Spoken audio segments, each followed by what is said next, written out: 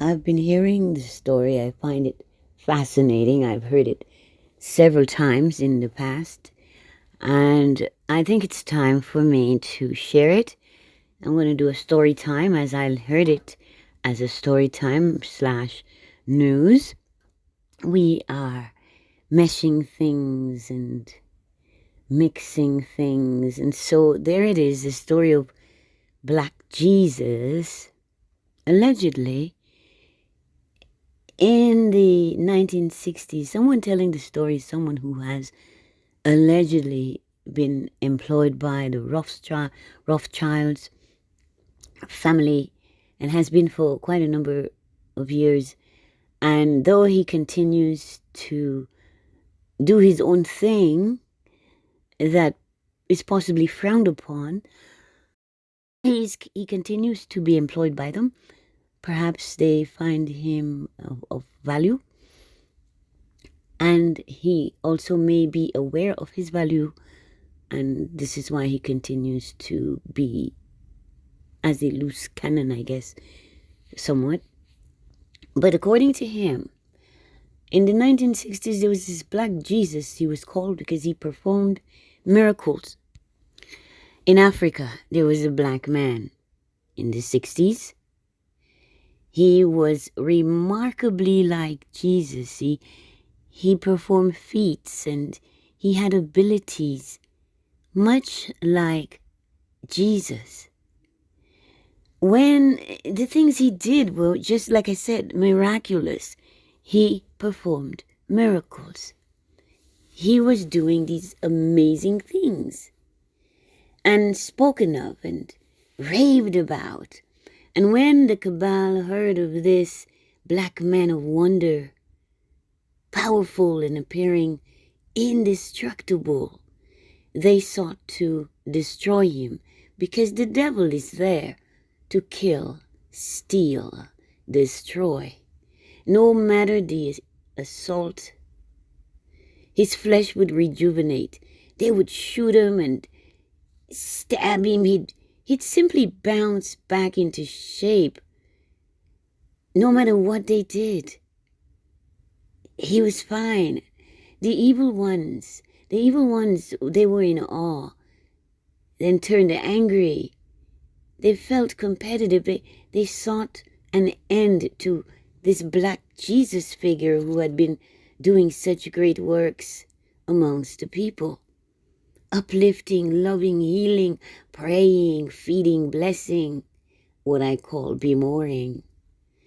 The Rothschild family sought to end this life. They shot him and they used a meat grinder in their attempts at elimination of Black Jesus. They sawed the body into pieces, placed into containers containing a radioactive field. Then fighter jets took these body parts, flown to all corners of the world, where the containers turned those body parts into ash, because it is said, ashes to ashes and dust to dust.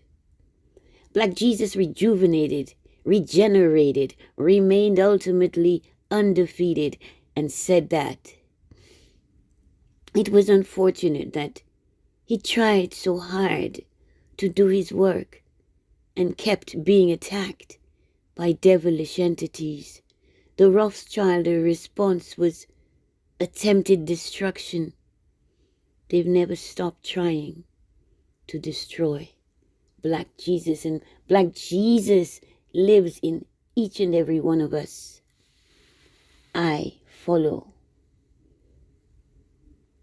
in the energy and spirit of Black Jesus.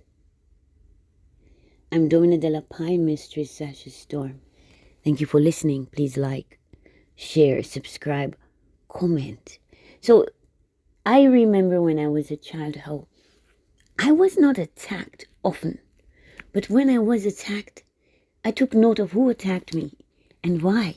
It was always someone who lacked, someone who had less than me, but presented a facade and appearance as though they had more than I.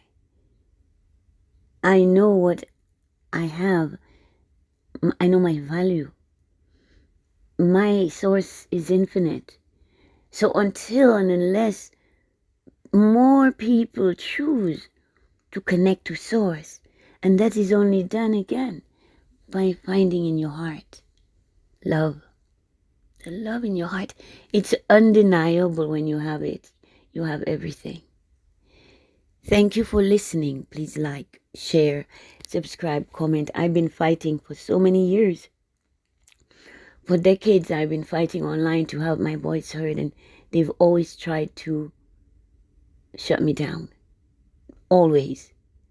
And I feel like Black Jesus. I identify with Black Jesus, and I identify with Palestinian people who are just like imprisoned in place and restricted in every way possible. And thankfully, my life is not to that extreme, but I've experienced some of it, especially on social media platforms, where those who are operating and owning these platforms seem to have some vendetta against truth tellers and those who are supporting and those who are promoting nature. It is the time of spring, and here I am again, back to the gardening. So that's what will be occupying my time. That is what was here for us, the garden. And I tend to it because I see what those, I don't know if I can call them people, but they hate us. They hate humanity, and they are here doing just the most awful things.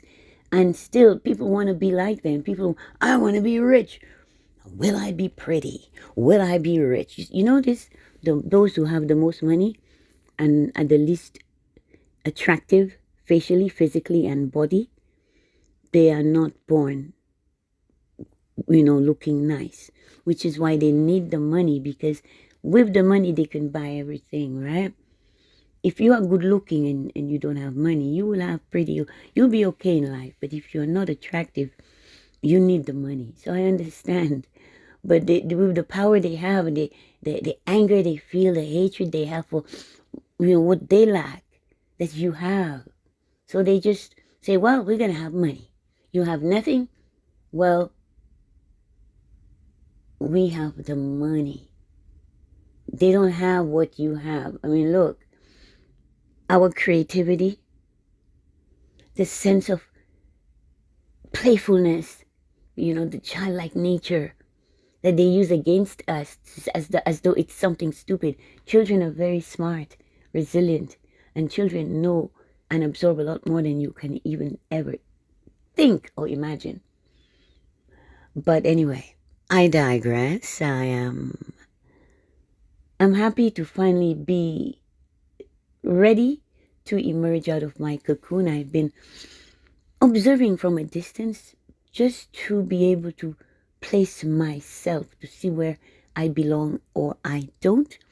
I have very few places. My circle is small. Thank you. Good day.